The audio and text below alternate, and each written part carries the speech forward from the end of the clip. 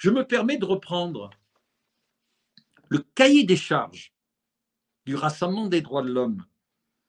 Et je vais vous dire, je l'ai relu, bien que je le connais parfaitement. Et je l'ai relu il y a quelques jours, et j'ai été surpris par combien ce cahier des charges était court, était succinct. Alors que toutes les promesses politiques de tout parti politique, vous pouvez passer toute une nuit et encore, vous n'aurez pas fini à lire ces fameuses promesses politiques.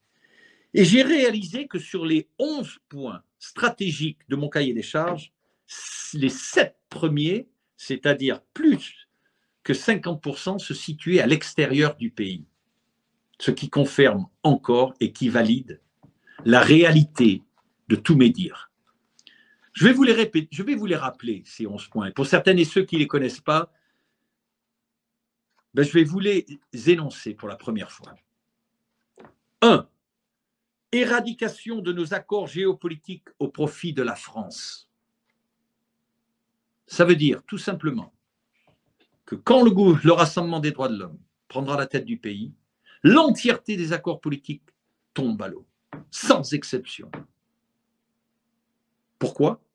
Parce que l'entièreté de tous les accords politiques actuels sont basés sur une politique stratégique qui va uniquement au profit de ceux et celles qui sont derrière le gouvernement de l'ombre et qui va directement à l'encontre de vos intérêts. Et ce, non pas limités à la France, mais bien à près de 7 milliards d'individus sur la Terre. Donc, 1, éradication de nos accords géopolitiques au profit de la France. 2, sortie de l'Europe. Pourquoi sortie de l'Europe ? L'idée, au départ, formidable. Nous, pays, on se met ensemble. L'Europe, aujourd'hui, est une entité grotesque qui valide uniquement les accords géopolitiques qui sont positionnés d'abord à l'extérieur du pays, au profit, une fois de plus, de toutes celles et tous ceux qui vous tiennent et qui vous maintiennent dans la panique, c'est-à-dire les gens du gouvernement de l'ombre. Donc, sortie de l'Europe. Je ne vous dis pas les économies, aussi, déjà, pour la France. 3.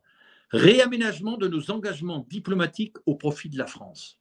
Une fois de plus, on touche à l'international. Pourquoi ? Parce que le Rassemblement des droits de l'homme à la tête du pays, ce ne sera pas un parti politique ou un homme politique qui sera élu. Je vous le rappelle, moi, en tant que chef d'État, je vous fais un référendum de 3 ans. 3 ans, c'est 36 mois. C'est uniquement besoin de 36 mois pour remettre le pays à jour. Ensuite, vous avez un référendum. Soit vous décidez de garder le RDH pour les 2 années consécutives, pour le quinquennat, ou si vous n'êtes pas satisfait, on sort.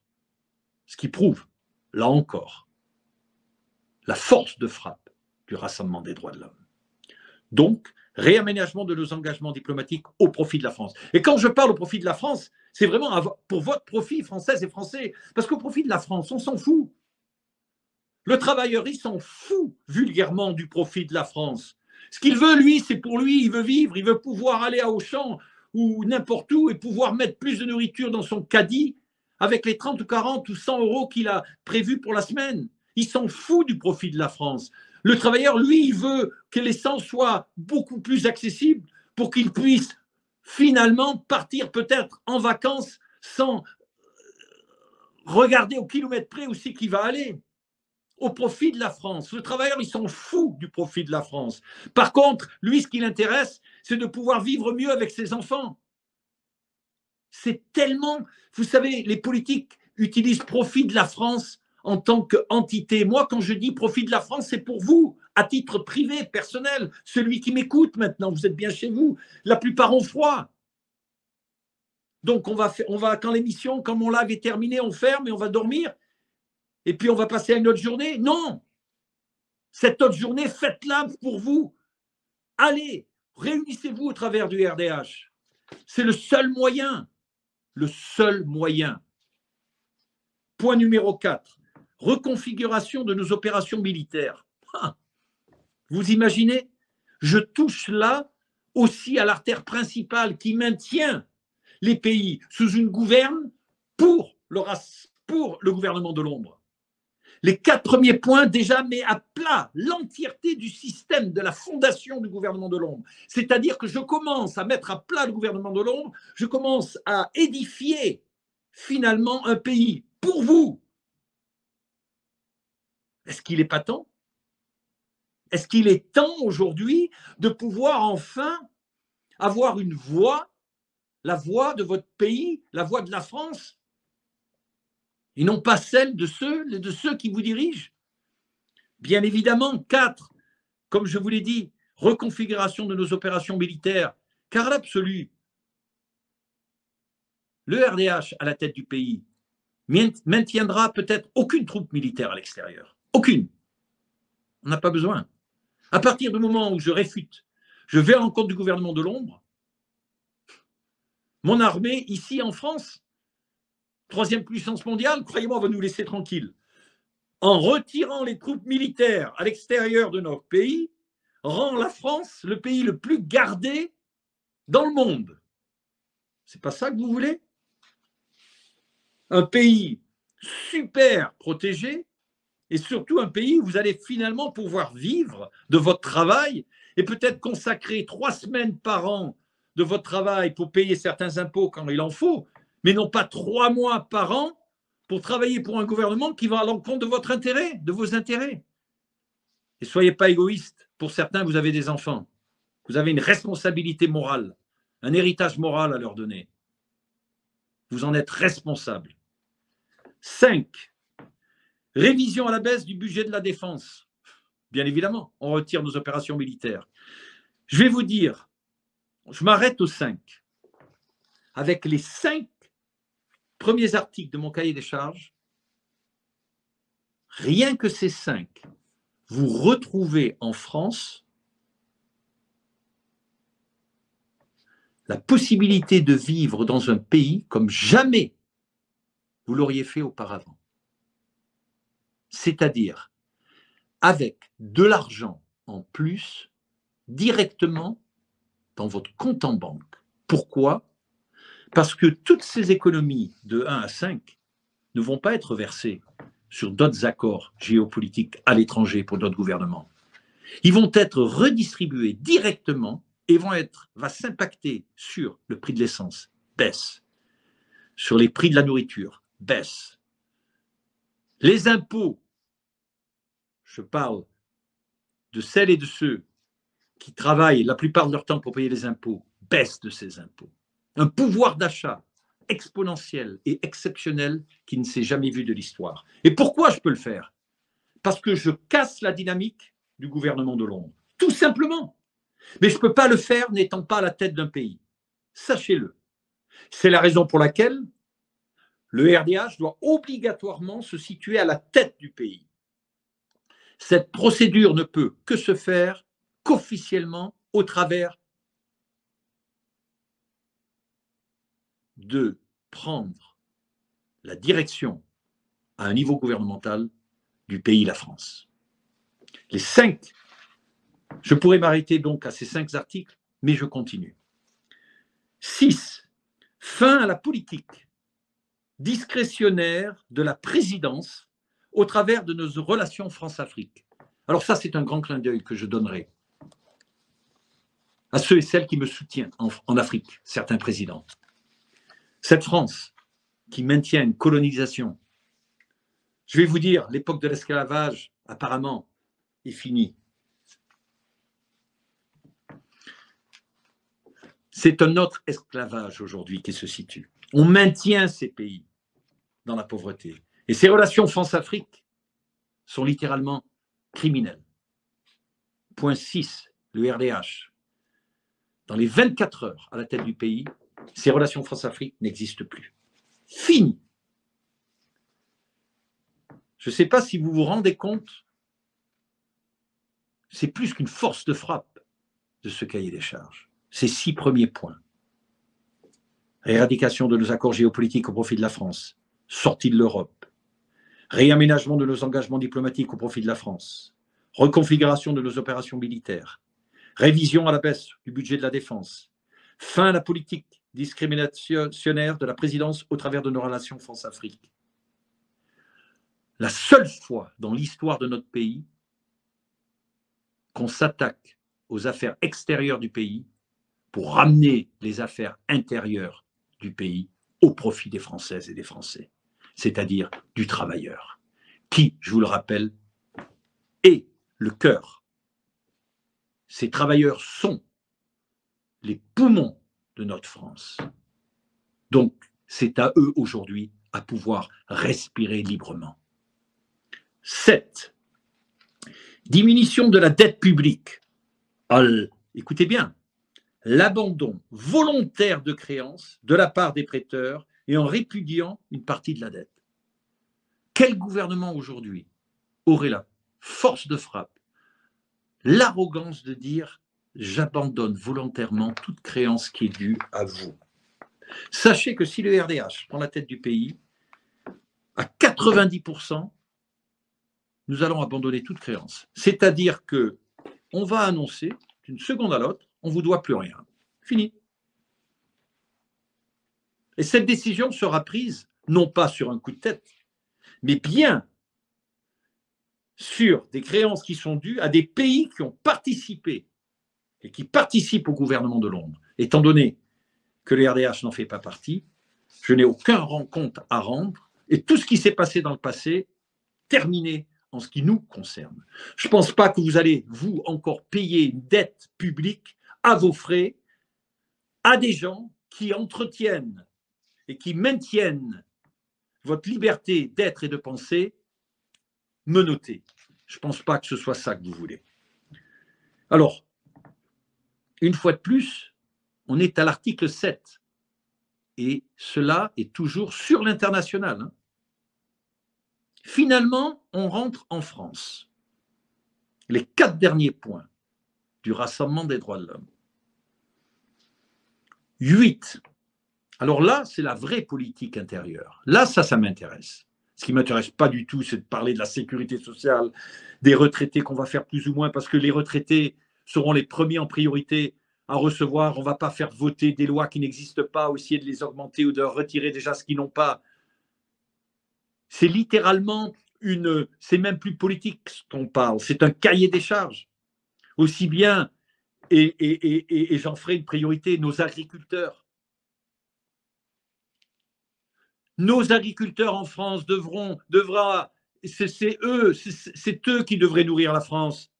Et de par les accords qu'il y a avec l'Europe, on maintient ces gens-là qui travaillent des fois 62, 70 heures par semaine, c'est de la folie, pour rien gagner. Est-ce qu'il n'est pas temps de donner aux agriculteurs leur dû? Est-ce qu'il n'est pas le temps de donner aux agents de force de l'ordre, nos policiers, nos sapeurs-pompiers, nos infirmières, nos hôpitaux, ce qui leur sont dus? Est-ce qu'il n'est pas temps de rendre une justice à tous ces gens-là, en commençant par vous, travailleurs? Alors, le 8e article du Rassemblement des droits de l'homme, création d'un impôt de convenance sur les 100 plus grosses firmes étrangères implantées en France. Alors, je vais vous dire une chose. Rien que cet article-là, s'il était appliqué, déjà votre pouvoir d'achat serait différent. Parce que sachez que les plus grosses entreprises en France implantées, celles qui viennent de l'étranger, ont un statut particulier. Pour certaines, ne payent pas un sou d'impôt dans notre pays, parce qu'ils sont gérés et formatés au travers d'un agenda qui appartient au gouvernement de Londres, dont un des représentants est notre président. Comment pouvez-vous accepter que des entreprises comme Amazon et autres ne payent pas d'impôts? Et celles et ceux qui disent qu'ils payent des impôts, qui sont reconnus en France, sont quand même sur des structures où ils récupèrent à la fin la plus grande majorité. Est-ce qu'il n'est pas temps de terminer cela? Est-ce que vous vous rendez compte de l'opportunité qui vous est donnée? Parce que je pourrais, moi, Philippe Argillier, être dans leur camp. À l'absolu, je fais partie de leur monde, pas du vôtre. Mais pour moi, il n'y a pas de monde. Mais s'il y avait un monde à choisir, je vais vous dire lequel je choisis. Celui de mon cœur. Et celui de mon cœur va vers votre monde. Parce que votre monde est un monde qui a été abusé, qui a été violé, Et dans mon cœur et dans mon âme, il y a une justice. Et c'est cette justice que je veux pouvoir vous donner. Leur monde à eux, qui pourrait être le mien, je n'en ferai jamais partie. D'ailleurs, je n'en ai jamais fait partie. Ça a été une des raisons pour laquelle, d'ailleurs, j'ai eu l'intelligence de monter ces banques de données qui, je vous le rappelle au départ, étaient validées par les gouvernements en place sur leur plateforme. Car je l'avais fait pour leur protection, qui aujourd'hui s'avère être votre protection. Point numéro 9. Création d'un impôt de solidarité sur les 100 plus grosses firmes multinationales. C'est important ça aussi. Parce que nous avons nos entreprises, certaines très grosses entreprises françaises, elles ont des multinationales. Et là aussi, elles doivent payer. Et non pas pour les faire payer, parce qu'elles gagnent des fortunes. Et cet argent ne revient pas vers vous. Moi, je ne suis pas contre. Et maintenant, pour les gros porteurs qui m'entendent, pour ces gens très fortunés qui m'entendent, dont je pourrais en faire partie, si je n'allouais pas ma fortune, moi, à des missions humanitaires et à ce futur proche pour la France. Car ma fortune à moi, je la loue pour financer une partie des accords géopolitiques pour la France. Je serais curieux de savoir si les gros porteurs français seraient prêts à remettre 94 de leur fortune pour remettre une justice aux Françaises et aux Français. Le débat est ouvert. Là, je veux bien débattre. Mais pour parler d'une politique qui n'existe pas en France, comptez pas sur moi. Comptez pas sur moi. Ni pour faire un débat avec des Mélenchon ou des Le Pen. Mon temps est beaucoup trop précieux. Parce que mon temps gère la vie et la mort de personnes, non pas le blablabla et des promesses politiques. Numéro 10. Création d'un impôt partage sur les 100 plus grosses fortunes de France. Alors cet impôt partage sur les plans 100 plus grosses fortunes de France, il y a quoi faire, hein, en commençant par M. Bernard Arnault, 3e fortune mondiale. Est-ce que ce n'est pas normal, un impôt de partage? J'arrive même plus à parler parce que à 7 minutes, ça me vient plus en anglais. Sommes-nous pas tous les mêmes? C'est-à-dire, pourquoi, je prends toujours l'exemple de Bernard Arnault, parce qu'il s'avère être la 3e fortune mondiale, cet homme, Bernard Arnault, a un accident de voiture. Il est entre la vie et la mort, on l'emmène au service des urgences. Et en définitive, il a besoin d'une transfusion sanguine. Et il s'avère que la transfusion sanguine qui va le sauver vient d'un sans-abri. Ah, là c'est intéressant. Parce que là, on a sur une table d'opération 2 personnes, pratiquement toutes nues. Un, la 3e plus grosse fortune dans le monde, l'autre, le sans-abri, vous savez, sur lequel on demande de dégager. Parce qu'il se sent mauvais, parce qu'il n'a pas de travail, parce qu'il a eu beaucoup de déboires dans sa vie, mais c'est un moins que rien. C'est un renégat. Mais à 7 minutes, dans cette salle d'opération, il s'avère que ce sans-abri devient le cœur qui va faire battre chez Bernard Arnault. Et là, on va lui prendre son sang et on va le sauver. Alors, ça, c'est du partage.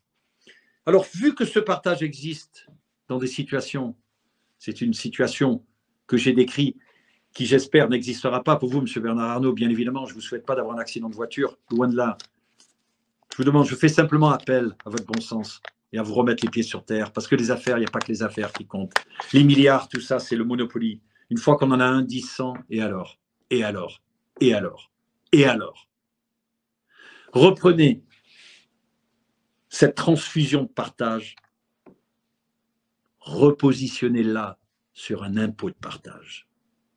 Et vous serez très heureux de remettre plus de 50% de votre fortune aux Françaises et aux Français. Croyez-moi. Et vous aurez toujours votre résidence particulière à Paris, vous aurez toujours votre bateau, vous aurez toujours l'avion que vous allez louer, vous avez fait le gros cinéma, que vous avez vendu votre avion privé et que maintenant vous louez des avions parce que ça paraissait bien. Mais quel cinéma! Mais quel cinéma! Alors pour la plupart des Françaises et des Français, ça passe, mais sachez que c'est de mon devoir de leur faire transparaître le vrai message derrière tout ça. C'est grotesque. Et je termine avec le 11. engagement écologique. Parce que bien évidemment, le RDH est avant tout fondé sur le vrai, le sain, et l'écologie en fait partie. Voilà.